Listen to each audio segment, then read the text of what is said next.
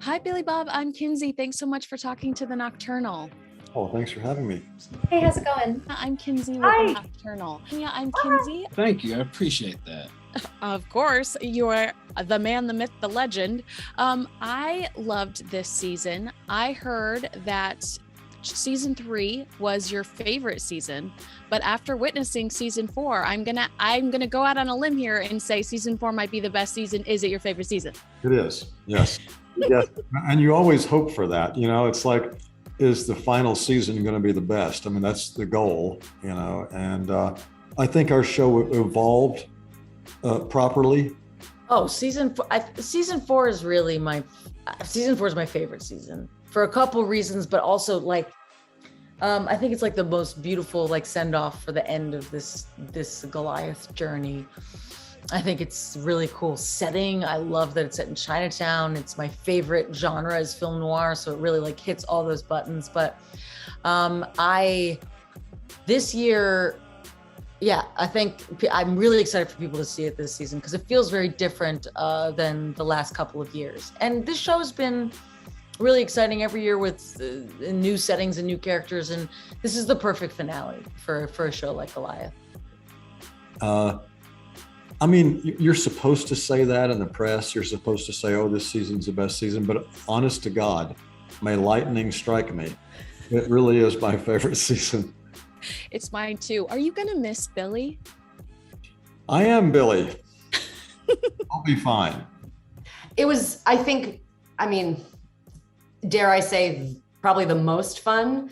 And I really appreciate her evolution. I think that the fact that we kind of leave Patty a little more settled with herself, a little more confident in her talents, a little more confident in her abilities, having gone through what she's gone through and just taking ownership of that. I think it's a really nice way to leave her in a way.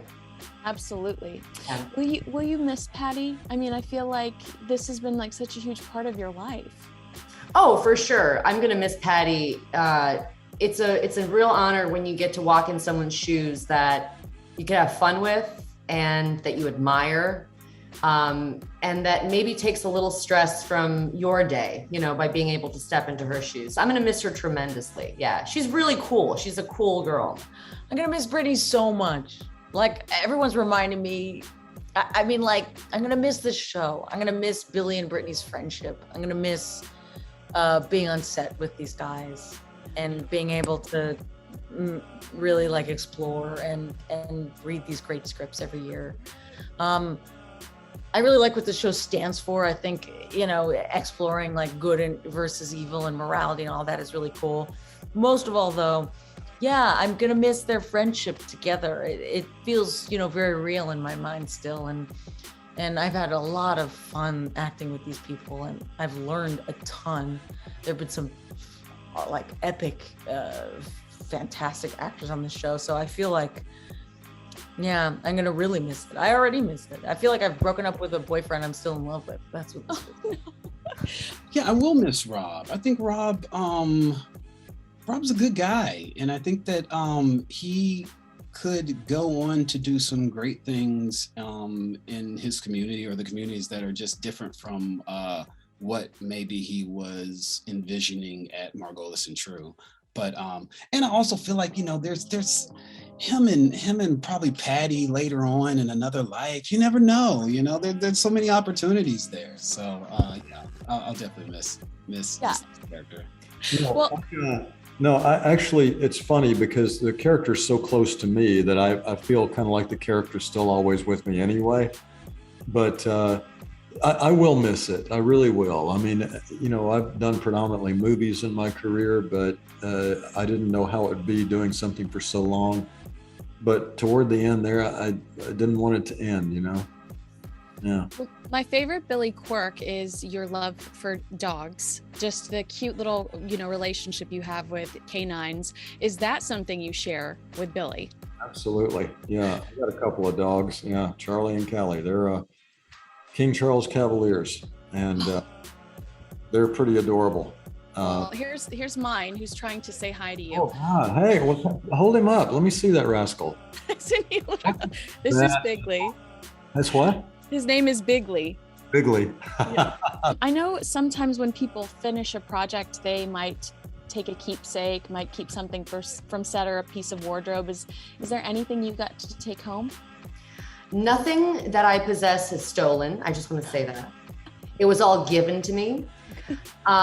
Billy did this really cool thing at the end. In old Hollywood, the leads or people that were closest would trade shoes. He taught me that. So I have a pair of Billy McBride's sneakers upstairs, and he has a pair of my heels. I thought that was I treasured that tremendously. That is hilarious. Are they in a glass case? No joke. I'm getting like what's the hard plastic, Acrylic. I'm getting an acrylic case for him. Yeah. They're going to be a piece of art in your living room. Yeah. Well, I heard that you and Nina exchanged shoes. What is that story about? Like as a parting gift, she said it's like something they used to do in old Hollywood. Yeah, we did. Yeah. Is that like a legitimate kind of cool? Yeah, I don't know. I've never heard of that before. Yeah, I got her. I talked to Lindy, the costume designer, and asked if I could have a pair of Nina's shoes to give her as a wrap gift. So it wasn't like she gave me mine and I gave hers. We did it where we could actually wear them. But yeah, I just thought she'd like that, and she did. And I love that. What else did you take away from set? Because I'm sure that this was such a cool character. There's got to be something cool that you kept along the way. I've heard about the business cards, but aside from things like that. Yeah, I had to have a business card that states that I'm an attorney, just in case I need it sometime. But I took a lot of clothes because what I do with them, even the ones that I wouldn't wear in regular life, as you can tell, I dress so slightly differently than Billy McBride. But I get a lot of clothes from sets because I sign them for auctions and charity events and stuff like that. Because sometimes they get more money at an auction for an actual item of clothing that you wore in something, as you can imagine, than they would just an 8x10 headshot sign. What do I have? I think I have some of her like slinky dresses from season 1, which there's no way I can fit in any of them anymore. And also, unless it's Halloween, I don't see how I would ever wear them. And they're no longer in fashion, but yeah, maybe I'll like cosplay as Brittany one day and like wear one of her sexy outfits just to feel it again. Well, you know that everything comes back into style, so you don't have to worry about that. Yeah. The bandage dress, the tight bandage dress, I don't know. I feel like it's had its day. Year 1, that's all I wore, almost every scene in every color. Well, God bless you, because you look amazing in it. Yeah, actually, I got some of the suits. I did, and hopefully that's okay.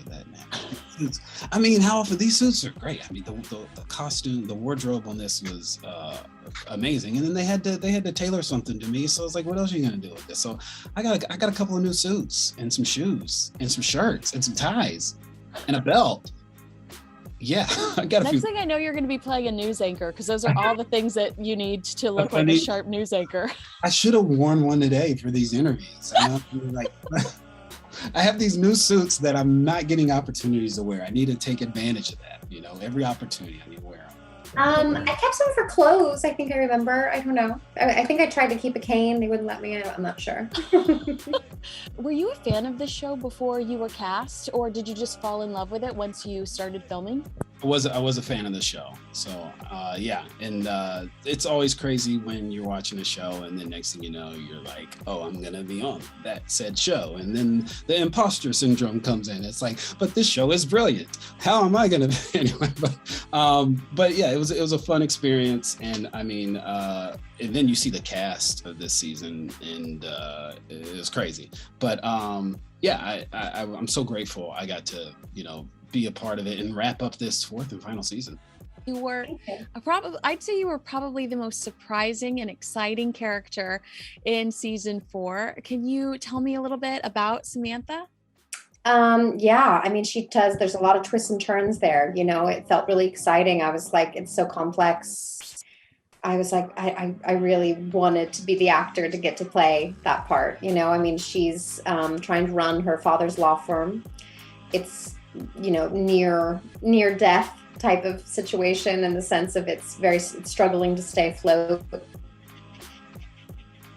And then she's also sort of operating in a pain body. I mean, she's dealing with chronic pain and a somewhat debilitating medical condition in a world of, you know, high stakes, high pace, high pressure.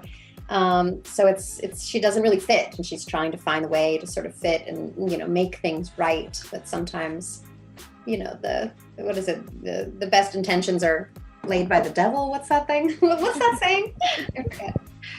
Well, I don't know if I've ever read or even seen a character like this. Have you seen a character like this before? I think Never. that's. I couldn't compare. I was trying to find anybody to compare her to, and I thought, wow, what a unique situation for you. There is no comparison. You get to build this person from the ground up. Mm-hmm. Was that an exciting experience on a show that is already set up with all of these really original and, you know, well-known and well-liked characters? How, like, was that challenging or was that exciting for you? Oh yeah, it was both. I mean, it was sort of, as soon as I knew what her journey was going to be, I was like, you just have to hire me now. Like, I have to do this. I have to, because there's so much fear involved, right? And like doing it right, because there is no way to know if you're doing it right. It's just getting to create something that felt very unique. And, you know, obviously the world of Goliath is full of that. Interesting characters, new cinematic, thematic, visual ways of reinterpreting stories, taking on Goliaths of, you know, different modern American crisis moments. You know, things that you think will swallow you whole and debilitate you, but really there's ways to triumph over. So yeah, I mean, the series is a lot about triumphs and overcoming. So it felt appropriate to have a character that felt hard to tackle, you know. I am so impressed. Not only, I mean, this season was fun, but I looked at your resume and I was like enamored with you. You are absolutely incredible. Oh, thank you so much. Thank But you. it's so interesting to look at where your career began and where you are now, that evolution. I mean, were you expecting that? Were you expecting to be on this amazing show with Billy Bob Thornton? And I mean, how cool is the evolution of your career? What was your ultimate goal? Honestly, my goal always was to be a working actor. I don't know in what way that were to, you know, come to fruition, but I just really always wanted to work. So, Well, girl, you're doing it, and you're doing a good job. thank you very much. Thank you very much. Thanks. Well, what's next for you? Because I've seen interviews where you talk about, you know, a relationship with Amazon and streaming. So can you let us in on maybe what's coming up for you in the future? Yeah, I've done a cameo and another big role in a movie that will be coming out, both of them next year. And I've got a movie this fall, and then I'm just got off tour with the band. We're about to start a new record this week, and we're going to go back out on tour in late April. So a lot of stuff, you know. I mean, I can't stop. If you stop, you fall over. What's next? I'm hoping to be able to enjoy Thanksgiving with my family this year. I think that's going to be really fun. And then I'm not sure when, but there's a film coming out, Being the Ricardos, that's on the horizon. So I'm very excited about that. Yeah. Oh my God, I'm so excited about that. What's up next for me? I just finished shooting a film called Dead for a Dollar. It's a Western with written by Walter Hill and directed, but starring Christoph Waltz, Willem Dafoe, Rachel Brosnahan. So I'm gonna be riding horses and shooting some guns and wearing some hats. It's fun stuff. Well, it's a pleasure to meet you, and it was so exciting to speak to you. Congratulations on all of your success, and I'm going to continue to enjoy your content in the future. Thank you, sir. Thank you so much. Appreciate it. Bye. Bye. See you, Bigley.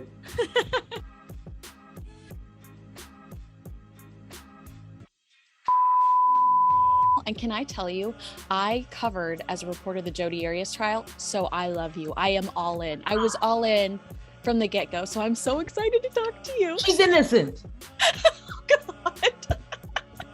Oh. Oh my God. I love it. But I've already been scolded once for saying ma'am and sir.